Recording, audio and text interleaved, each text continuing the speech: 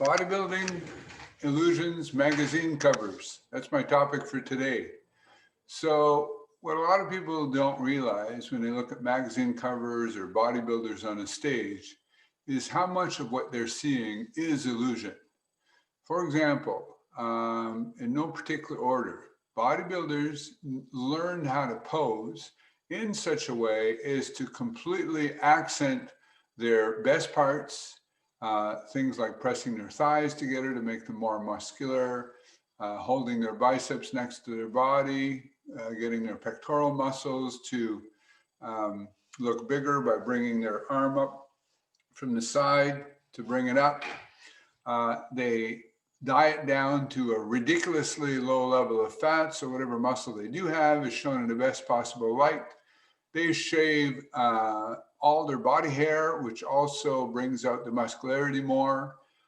They also will tan, and usually it's not natural tan. Usually it's several layers of very dark tan, which actually under the bright lights don't look that dark, but if you stood right next to them, you would see that they're literally dark chocolate brown, because you can see dents in a black car much more than you can see dents in a white car. So this brings out the cuts a lot. They also use oil on their skin to make it glisten under the lights, make it look even more so.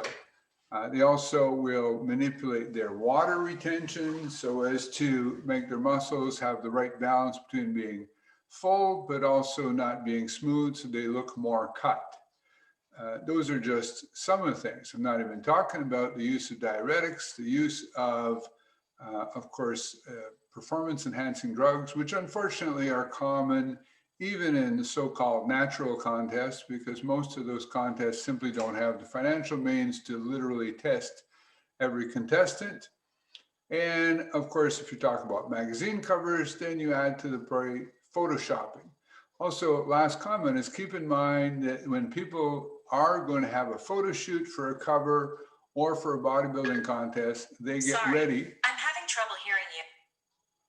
They get ready for their contest, so to peak on a specific day, and they may not look like that 5 days before or 5 days after. They look on that the day of. So if you ever get concerned about looking like somebody in a magazine cover, here's a little secret. Even the people on the magazine covers don't look like the people on the magazine covers.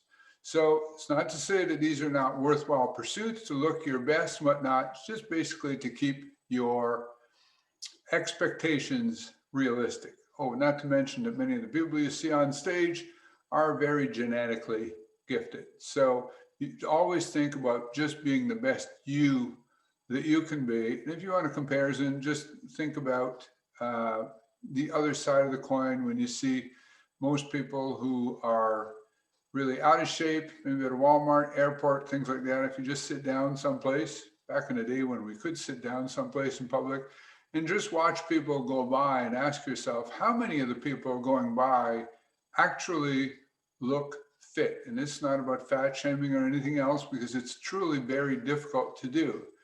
And you realize that if you can look your best, whatever that may be, based on your... I'm having trouble with the connection. And Siri wants to get into the act. Whatever your best is, it's likely way better than what it would be if you didn't do it. So just do your best.